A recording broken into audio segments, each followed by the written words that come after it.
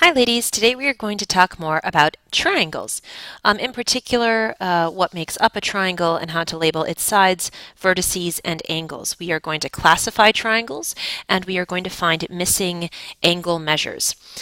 So first things first, let's go ahead and talk about line segments. Basically, this is a line segment. It has an endpoint on either end, so no arrows. A triangle is formed by three line segments, and at the corner, at each corner of a triangle, we have what is called a vertex. So this is the point where the segment of a triangle intersects.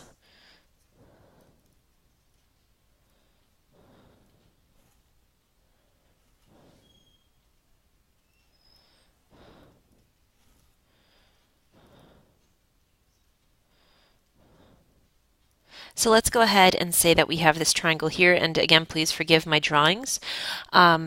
We have X, Y, Z. So I can call this triangle X, Y, Z. I could also call it triangle YZX or ZXY. When I am talking about its different sides, we can use a certain kind of notation. So I can say that we have line segments X, Y with just a line segment on top, line segment YZ, and XZ. Okay.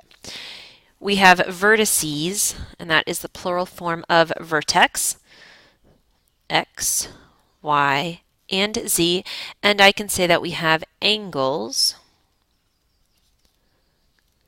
X, angle Y, and angle Z. These are not the only ways to name the angles. You could say angle X, Y, Z, and I would be talking about this angle here, or angle Y, Z, X, and I would be talking about this angle, or angle Z, X, Y, and I would be talking about that angle. These are not all equal, so I will go ahead and use different marks to show that I have three different angles here. So you might see me using that kind of notation. You should remember how many degrees are in a triangle. Do you remember if you add up all the angles, what degree measure you should get? Do you remember what it is for a quadrilateral? It is in fact for a triangle 180. So we have a total of 180 degrees in a triangle. And there's a really cool way you could figure that out. You can draw any triangle as long as you're using straight lines. And you can cut here, and cut here. And when you line up those pieces, you will get a 180 degree angle or a straight angle. So that's pretty cool. You can try that if you'd like. You might be asked to find different missing measures. So I know here in this case, I can say with X, Y, and Z. Let me draw just another picture here. I'm going to use actually different notation. Degree X, Y degrees, and Z degrees. If you added all of these together, you will get 180 degrees. So let's say I go ahead and I ask you to find the value of X in triangle PQR given this information. So we have triangle PQR, and I'm going to tell you that in the triangle angle Q is 54 degrees, and that angle R is 89 degrees. So go ahead and work through that to find what angle P happens to be using this information. So you can hit pause if you need to. When you do this, you should find that when you add these up and then subtract from 180, that you get a measure of 37 degrees for angle P. So you could just say 37 degrees, or you could say angle P equals 37 degrees. Okay. We can also use ratios to find angle measures, and this is pretty cool because I'm assuming you've done this before. Okay, so this might be new. So let me go ahead and just bring you through an example and show you what I mean. So let's say the measures of the angles of triangle ABC are in the ratio 1 to 3 to 8. Now I have another number here because I'm talking about 3 different angles, and they are in this ratio 1 to 3 to 8. What are the measures of the angles?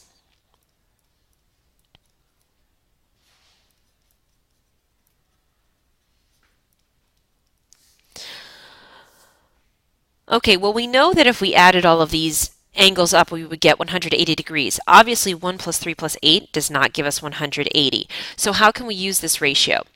Well, what we can do is recognize that within the ratio, like if we had a ratio of 1 to 2, you can always multiply it by a certain scale factor to find an equivalent ratio. So if I had the ratio 1 to 2, and I multiplied by a scale factor of 2, I'd get the ratio 2 to 4. Okay, 2 to 4 simplifies down to 1 to 2, but they are equivalent.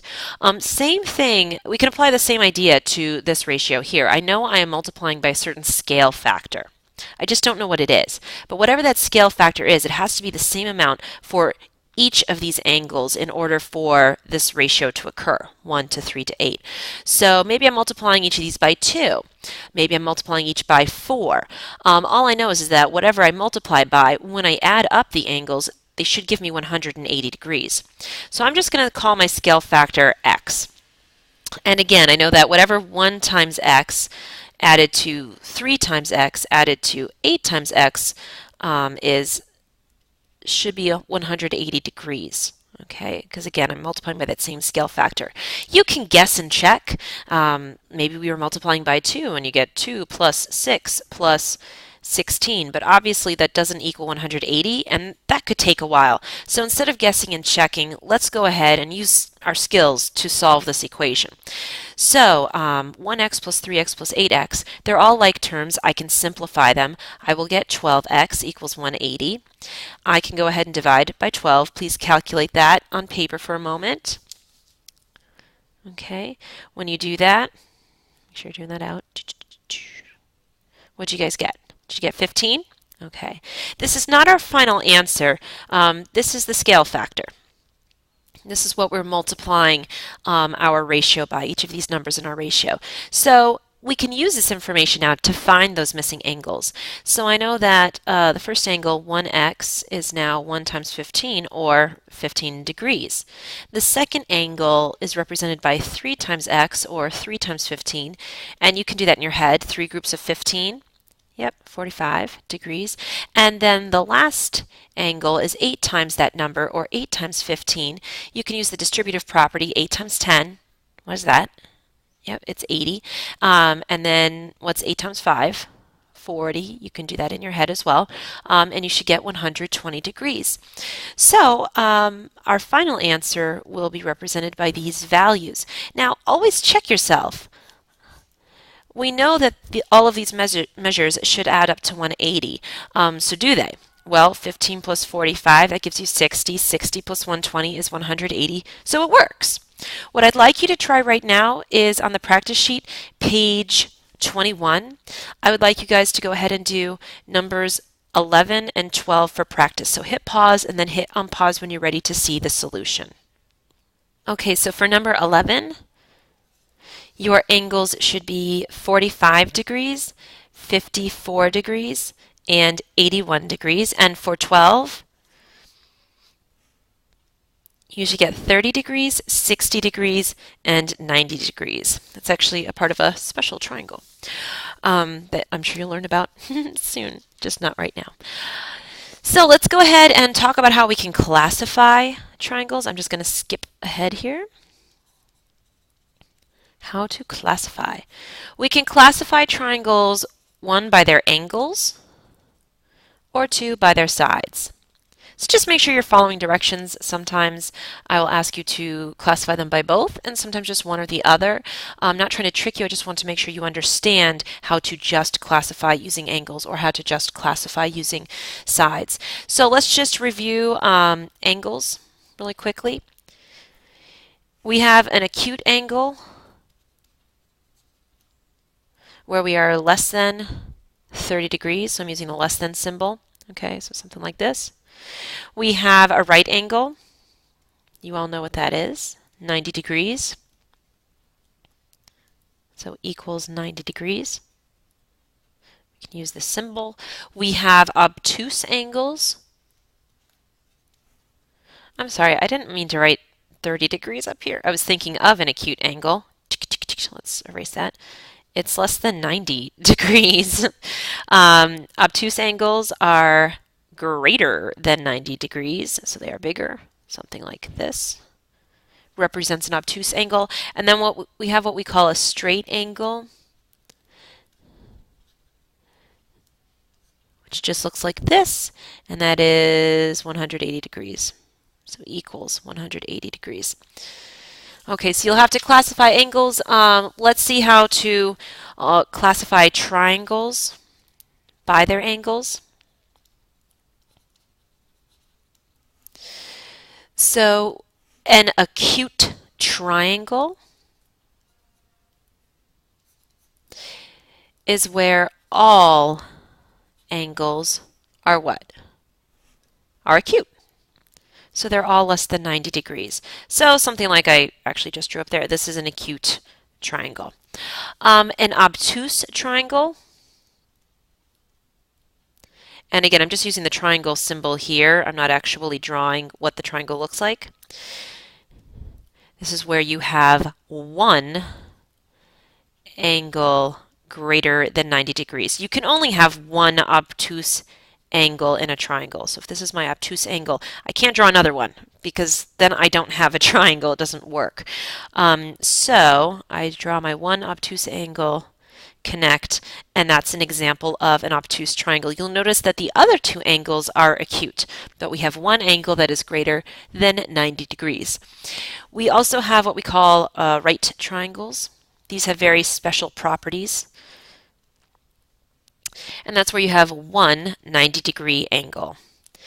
And just like with the obtuse, you can only have one 90-degree angle because if you had another, you wouldn't have a triangle. So right there is my right triangle. So that's how you classify triangles by their angles. We can also classify triangles by their sides. So let's see if you remember these terms. We have what we call scalene triangles. Those are all of the triangles I have been drawing. So scalene triangles, it's where all sides are different lengths. So most likely anything you draw freehand is a scalene triangle. Okay, so, whoops. These are all scalene triangles. I can make it look even more, something like that. Okay. Isosceles, I-S-O-S, celes, triangles. This is where you have at least, those words are important, at least two congruent sides. Remember what congruent means? That means the same.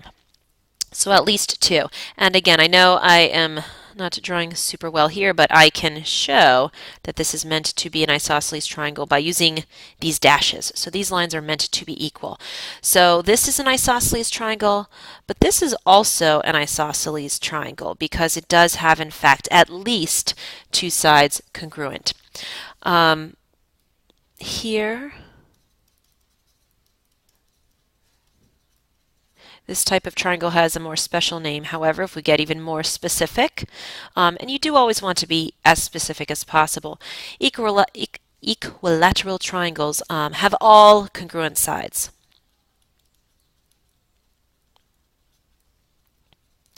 So you can use that drawing or do another one, like so.